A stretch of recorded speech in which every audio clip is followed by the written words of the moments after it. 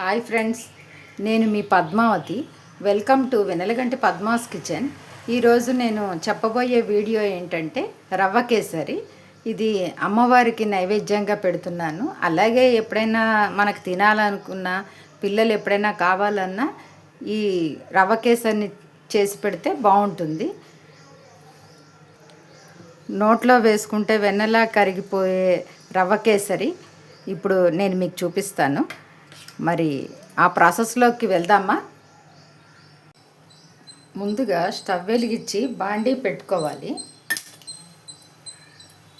ఇప్పుడు బాండీ వేడైన తర్వాత ఒక స్పూను నెయ్యిని తీసుకోవాలి.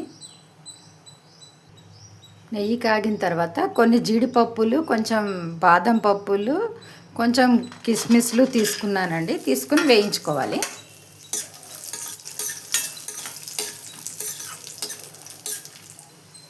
ఇప్పుడు ఇవి వేగిపోయినవి తీసేసుకోవాలి ఒక దాంట్లోకి. అదే ప్యాన్లోకి కొంచెం వెల్తిగా, ఒక గ్లాస్కి వెల్తిగా నేను రవ్వను తీసుకుంటున్నానండి. ఇదే నెయ్యిలో వేయించేసుకోవాలి, సన్నపు సెగన వేయించుకోవాలి. ఇలా బాగా సన్నపు సెగన కొంచెం ఒక 5-10 మినిట్స్ వరకు వేయించుకోవాలండి. దీన్ని కొంచెం మంచి కలర్ వచ్చే వరకు, కొంచెం కలర్ చేంజ్ అయ్యి వరకు మనం వేయించుకుంటూ ఉండాలండి. కొంచెం కలర్ చేంజ్ అయిన తర్వాత దీంట్లోకి వాటర్ తీసుకోవాలి. ఇది చాలా టేస్టీగా ఉంటుందండి. అమ్మవారికి చాలా ఇష్టమైన ప్రసాదం. మనం కూడా ఎప్పుడైనా చేసుకొని కూడా, మనకు ఎప్పుడు స్వీట్ తినాలనిపిస్తే అప్పుడు చేసుకొని తినాలి. మనం కూడా తినచ్చు. దీంట్లోకి వాటర్ తీసుకుందాం. ఇప్పుడు ఇది వేగిపోయింది, కలర్ చేంజ్ అయింది కదండి. ఇప్పుడు దీంట్లోకి వాటర్ తీసుకుందాం. కొంచెం వెల్తిగా ఒక గ్లాస్ రవ్వ తీసుకున్నాం కదండి. దాంట్లోకి 3 గ్లాసుల వాటర్ని యాడ్ చేసుకోవాలి.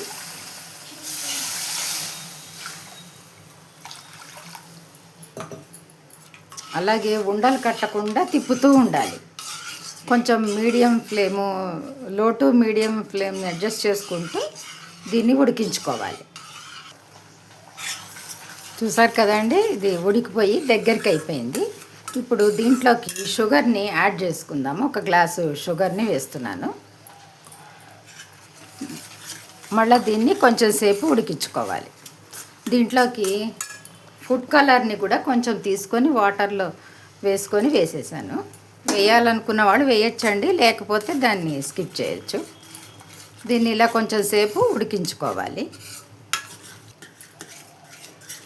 ఎక్కడ అడుగంటకుండా కొంచెం మందపాటి గిన్నెని పెట్టుకుంటే అడుగంటకుండా ఉంటుంది. దాన్ని తిప్పుతూ ఉండాలండి. ఎక్కడ మరి లేకపోతే ఉండలు అది కట్టేస్తుంది. కొంచెం తిప్పుకుంటూ ఉండాలి. దీంట్లోకి కాస్త 1/2 టీ స్పూను ఇలాచీ పౌడర్ని యాడ్ చేసుకుందాం. మంచి ఫ్లేవర్గా ఉంటుంది కదా. అంతేనండి. ఇంకా దీని నుంచి ప్యాన్ నుంచి సపరేట్ అయిపోతున్నప్పుడు దీన్ని దించేసేయాలి. ఇది అయిపోయింది. దీన్ని దించేసుకుందాం. ఇప్పుడు దీన్ని వేరొక బౌల్లోకి ట్రాన్స్ఫర్ చేసుకుందాం. దీంట్లోకి వేయించి పెట్టుకున్న జీడిపప్పులు ఇవన్నీ ఉన్నాయి కదండి, ఇవన్నీ యాడ్ చేసేయాలి. అలాగే ఒక స్పూను నెయ్యిని కూడా యాడ్ చేసుకుందాం. ఇది ఎలాగో వేడిగా ఉంది కాబట్టి ఇది కరిగిపోతుందండి. సో నేను ఇలా వేసేసాను.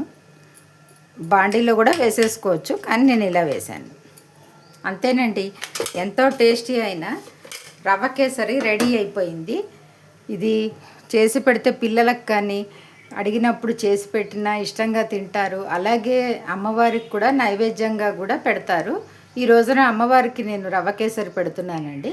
సో మీరు కూడా దాన్ని చేసి అమ్మవారికి పెట్టండి. అలాగే ఈ రెసిపీ నచ్చితే లైక్ చేయండి, షేర్ చేయండి. మరిన్ని వీడియోస్ కోసం మా ఛానల్ని సబ్స్క్రైబ్ చేసుకోండి. Thank you for watching.